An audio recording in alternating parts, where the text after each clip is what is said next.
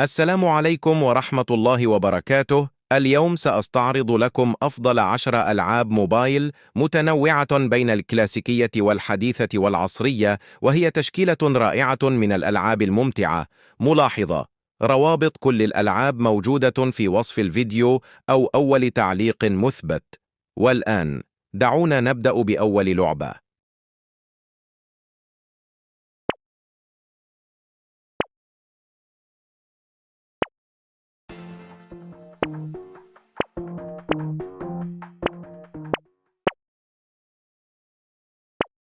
تتميز اللعبة بأسلوب لعب يعتمد على البقاء، وتحتوي على العديد من الشخصيات، حيث تمتلك كل شخصية قدرات خاصة وطريقة قتال مختلفة عن الأخرى. تتميز هذه اللعبة بتعدد مراحلها وتنوع القدرات المتاحة فيها. والآن ننتقل إلى اللعبة الثانية.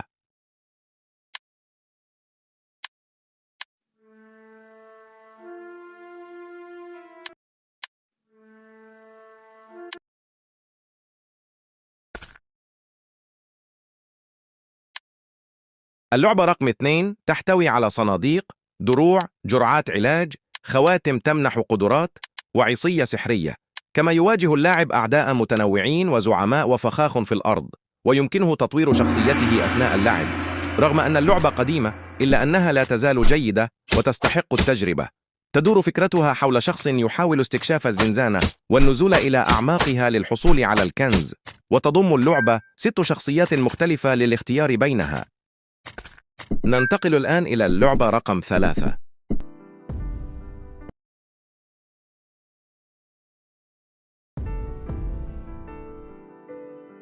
اللعبة رقم 3 تتميز باحتوائها على العديد من القدرات السحرية، حيث تمتلك كل قدرة طريقة مختلفة لهزيمة الأعداء. كما تحتوي اللعبة على عدد كبير من الشخصيات السحرية. تدور فكرة اللعبة حول عالم غارق في الأرواح الشريرة، وأنت كمقاتل سحري مهمتك مواجهة هذه الأرواح واستكشاف المراحل والتقدم إلى أعماقها لهزيمة الزعماء والحفاظ على حياتك. ننتقل الآن إلى اللعبة رقم 4.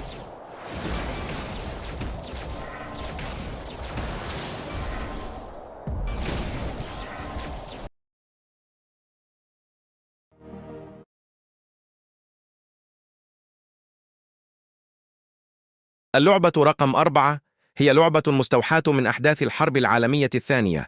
تتميز بإمكانية استخدام أسلحة متنوعة وصعود الدبابات أثناء المعارك. تحتوي اللعبة على العديد من الخرائط المختلفة، كما تدعم اللاعب عبر الإنترنت، ويمكنك إنشاء خرائط خاصة بك. وأعتقد أن هذا يوضح معظم مميزات اللعبة. والآن خلينا ننتقل إلى اللعبة رقم 5.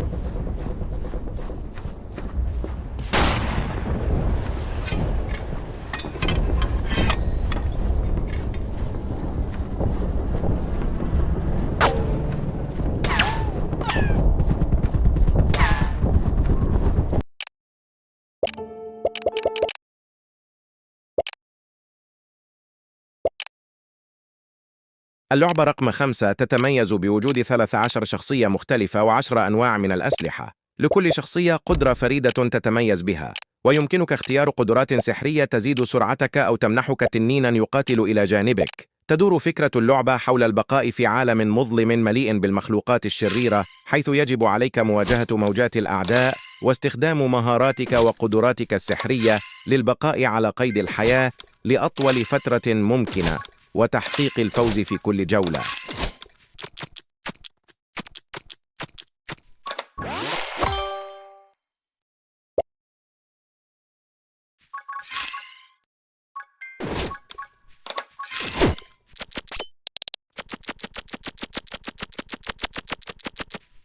الآن دعونا ننتقل للعبة 6.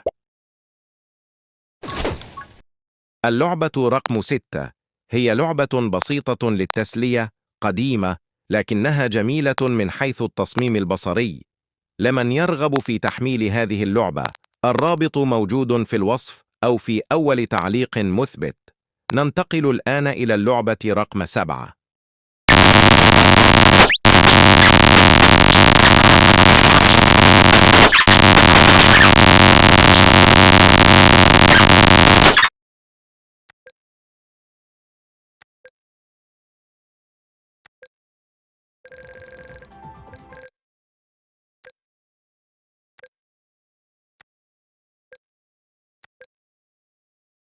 اللعبة رقم 7 هي لعبة سباقات سيارات قتالية، حيث لا يقتصر الهدف على الفوز بالسباق فقط، بل يمكنك أيضا تدمير سيارات الخصوم وإخراجهم من المنافسة.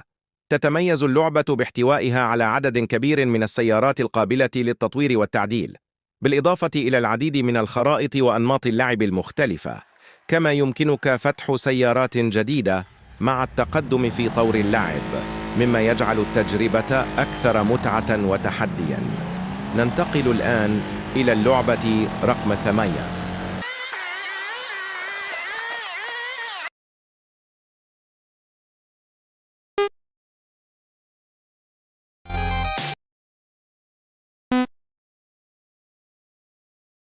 اللعبة رقم 8 هي لعبة قديمة نسبياً، ومن أبرز ميزاتها أنها تحتوي على أكثر من 7 شخصيات، حيث تمتلك كل شخصية قدرة خاصة تميزها عن غيرها. كما تضم اللعبة أكثر من 30 سلاحاً مختلفاً، بالإضافة إلى وجود زعماء ووحوش متنوعة داخل المراحل.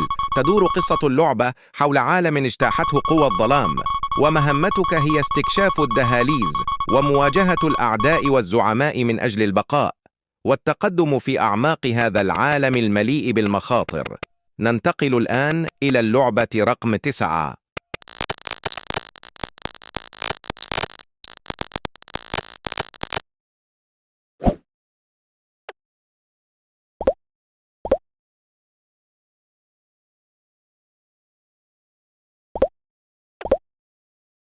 اللعبة رقم 9 هي لعبة أكشن RPG، تعتمد على القتال باستخدام السيوف العملاقة. تحتوي اللعبة على أكثر من 160 مرحلة متنوعة، بالإضافة إلى 50 نوعاً من الوحوش و20 زعيماً مختلفاً.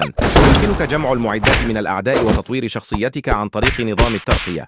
تدور قصة اللعبة حول محارب يسعى لاختراق المراحل المليئة بالمخاطر والقضاء على الوحوش والزعماء من أجل التقدم والبقاء على قيد الحياة.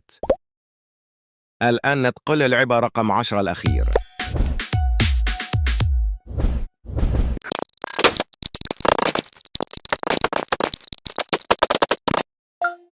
اللعبة رقم 10 هي لعبة تقمص أدوار واستراتيجية تكتيكية، حيث تقوم بقيادة فريق من الأبطال داخل زنزانات مظلمة مليئة بالوحوش.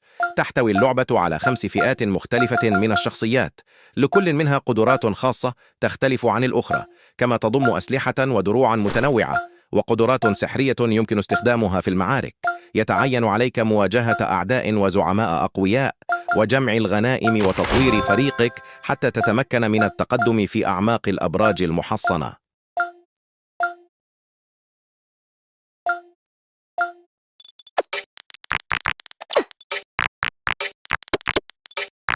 هنا نهاية هذا الفيديو. لا تنسى الإعجاب بالفيديو والاشتراك في القناة. رمضان مبارك عليكم وعليكم. ملاحظة: جميع الألعاب التي تم عرضها متوفرة على متجر جوجل بلاي.